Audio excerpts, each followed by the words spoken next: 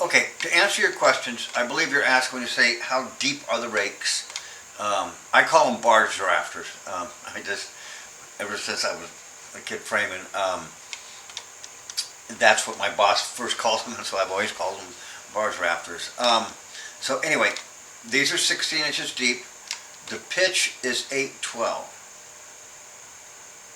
The pitch on the shed roof is 412. Okay, then the distance from the bottom of the fascia to your floor, and there'll be a side, there'll be a sidewalk out here, a patio, that will be close to the level of that. So to the top of subfloor to right there is about 10 foot. 10 foot 1. Your walls in there are 10 foot 1. So what I've done so far is place this beam on top of the wall, and it just works out when you come out 2 feet that the fascia has to come down 2 feet from, but it's up 4 inches. There's a tail on the truss that's 4 inches. So anyway, this beam sits here like that, but I have it at a 1 foot beam. That could vary to maybe 9 inches deep, or we could drop the beam down into this wall. I'm just starting out with the simplest thing. You said you want it raised, so this is the simplest thing to raise it like that. We'll start with that. And the depth of the fascia, as I have it drawn, is 8 inches. That's the minimum you can have out there. You can make the fascia more than 8 inches, but that's what I have it depicted here. Okay, as far as the soffit goes, and how far is the fascia from the beam at the entry, I made it 1 foot because it does talk about exceptions in the what you got to have for the home association. There are exceptions that you can. This is one, a shed roof like this. They say shed roofs or dormers or whatever. You can have smaller soffits. So I made this one just 1 foot to help bring it out as far as possible, and still give you a setback right here. So right at this point, the soffit is 1 foot. At this point, it's 2 feet, which is what it says it's got to be. As far as eliminating this portion from the beam back, yeah, you can. They can frame the wall straight up to, well, let's see. No, they would just, yeah, it can be eliminated. It definitely can be eliminated from the front of the beam back, and the wall would just go straight up. The problem is then as you walk out the door, you see that end of that beam, and that's what they were trying to do, is cover up the end of the end of the soffit, because that as I'm doing all this, I've already thought about all this stuff as I was designing it, and that was just that's why I tried to get the faces lined up so you didn't have that ugly thing as you come out. Not that it's ugly, but it's like when it wouldn't look good from the street.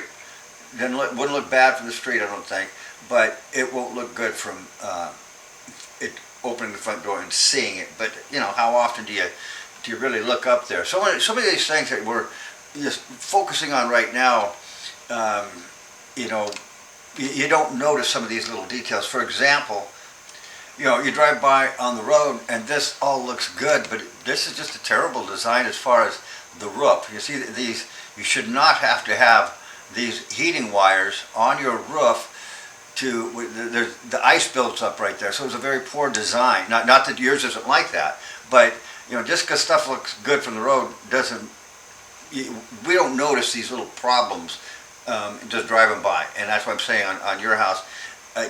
You're not going to notice. You see the end of this soffit, and if you look closely, it's kind of a different. But you can see there's a space here, and that's what I'm talking about. You can't cover it all up. You can do this exact same thing that they've done, and then run the wall up. That's what they've done here. they've run the wall up. This, there's a little corner right here, and it's like I said, this is just a cluster, but driving down the road, it looks fine. And you could do the same thing over here, but I think this would look funny. But because this one would look funny because of the gable end here would have to stop there. This one kind of has to run into it, I believe.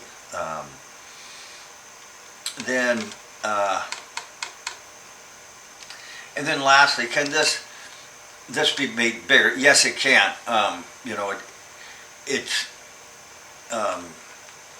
It's nothing I can really show you without taking about an hour. This isn't, all this stuff is modeled. It's not like it's just I can snap my fingers. It takes time to do it. But one of the reasons that this works good, and again, I've thought through all this as we were doing it, and I don't necessarily like raising this ridge above this ridge. It's totally doable though, and I don't, because a lot of people don't like the looks of this being high, because you got to do this little triangle thing. But from walking up to your house, you don't ever see it. But it just makes it simpler not to have this peak over that peak. So as you make this one bigger, it's going to rise up over that one. But when it comes to roofs, it's just kind of crazy. They can do anything. So, basically, if you want this raised up, just tell me. Right now, to this roof, it is, it's about 5 feet, almost 5 feet. So, just say, well, let's move it 2 feet, or let's move it 3 feet. And I'll show you how high up it'll go if we do go. Let's say we made it. Actually, it can go over here as far as you want. They'll just overbuild it onto this other roof. So, but I'll show you what it, just kind of give you an idea of what it looks like, say, going over that 5 feet.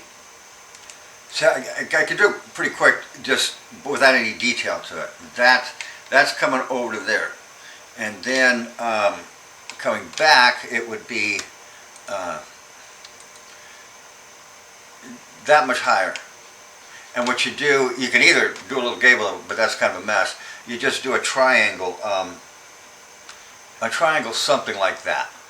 So so yes, you can make it whatever size you want.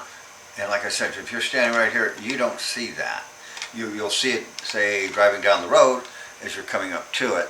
But like I said, this can go further. It can keep going up and up and up, and however big you want to make it. So anyway, I'm going to send you the completed plans, and you can go over them,